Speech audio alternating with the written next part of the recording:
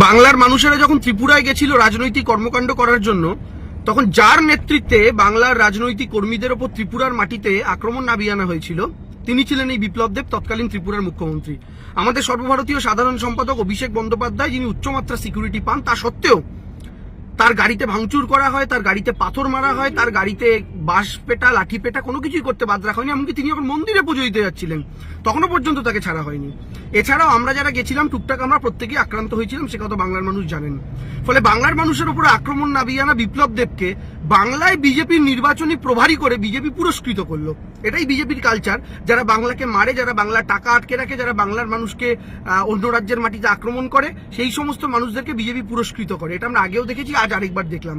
তবে বিপ্লব দেব যে কাজটা করেছিলেন বাংলার মানুষদের সাথে ত্রিপুরার মাটিতে, সেই কাজটা গণতান্ত্রিকভাবে ইভিএম এর মাধ্যমে, ব্যালটের মাধ্যমে বাংলার মানুষ এবার সুদে আসলে মিটিয়ে দেবে।